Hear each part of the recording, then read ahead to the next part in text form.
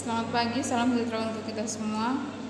Perkenalkan, nama lengkap saya Maria Angelina Bejo dari kelas C semester 6. Baik, di sini saya akan membahas isu sosial yang sedang tren saat ini, yaitu penyakit yang menular atau COVID-19. Penyakit ini sudah ada sejak akhir tahun 2019 hingga saat ini. Coronavirus Disease 2019 atau yang biasa disingkat sebagai COVID-19 adalah penyakit menular yang disebabkan oleh SARS-CoV-2, salah satu jenis coronavirus.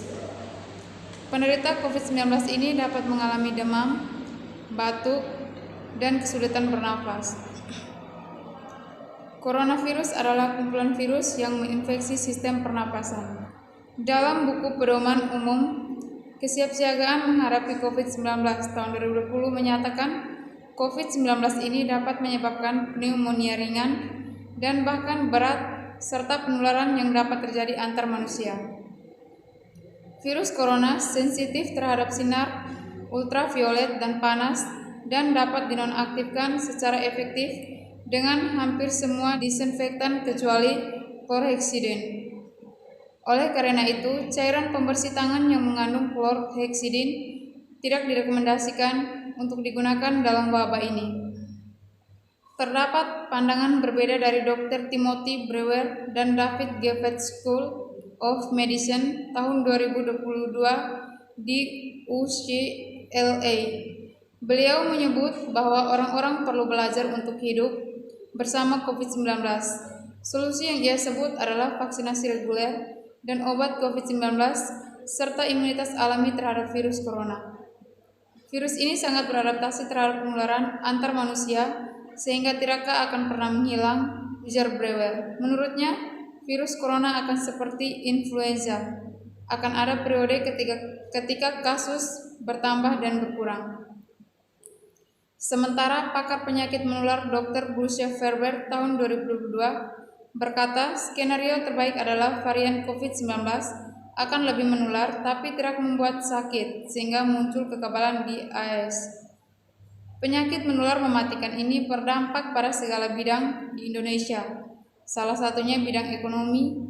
Bidang ekonomi juga terpengaruh akibat adanya penyakit menular ini. Ekonomi menjadi lumpuh sebab pelaku ekonomi banyak terjangkit virus penyakit menular tersebut. Penularan COVID-19.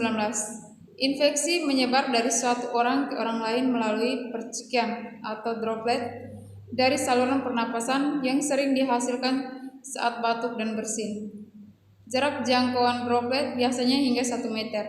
Droplet biasanya menempel di benda, namun tidak akan bertahan lama di udara. Waktu dari paparan virus hingga timbulnya gejala klinis antara 1-14 hari dengan rata-rata 5 hari. Maka orang yang sedang sakit diwajibkan memakai masker guna meminimalis penyebaran droplet. World Health Organization menghimbau untuk melakukan physical distancing. Hal ini bertujuan tidak bukan untuk memutus mata rantai virus corona yang hanya bisa hidup jika hanya memiliki imun atau manusia. Namun banyak orang mengindahkan physical distancing bahkan masih melakukan aktivitas seperti biasa. Padahal hal ini sangat penting untuk mencegah terjadinya kematian massal bahkan hilangnya sebuah generasi karena pada kenyataannya COVID-19 bisa berakibat fatal pada usia produktif. Dari Satuan Tugas Penggunaan COVID-19 atau Satgas COVID-19 menunjukkan risiko penularan COVID-19 tanpa berperilaku 3M bisa mencapai 100% dengan mencuci tangan. Risiko tertular turun 35% ditambah memakai masker kain, risikonya turun menjadi 45%. Apabila memakai masker beda, menurunkan risiko tertular hingga 70%. Lalu ditambah dengan menjaga jarak 1 meter, menurut risiko hingga 85%. Efektivitas inilah yang mendasari protokol kesehatan 3M, yaitu memakai masker, mencuci tangan, dan menjaga jarak adalah upaya utama untuk dijalankan seluruh masyarakat setiap saat. Hal tersebut dibenarkan Dr. Muhammad Fajri Adal, dokter relawan COVID-19 dan edukator kesehatan. Beliau mengatakan kita harus terus bersama-sama dengan pemerintah melakukan kewajiban 3T, testing, tracing, treatment, dan masyarakat menjalankan 3M. Kita juga sama-sama ambil bagian sebagai subjek penanganan pandemi ini. Dengan menggunakan masker, penularan bisa ditekan jauh, lalu perilaku menjaga jarak terutama di ruangan tertutup mengurangi risiko tertular lebih besar lagi. Apabila terpaksa di ruangan tertutup, buka semua ventilasi dan jangan terlalu berkerumunan dan menghindari ruangan dengan ventilasi yang buruk. Yang lebih baik dengan melakukan pertemuan virtual apabila dipertemukan. Saran Dr. Fajri. Baik, itu saja yang bisa saya sampaikan. Sekian dan terima kasih.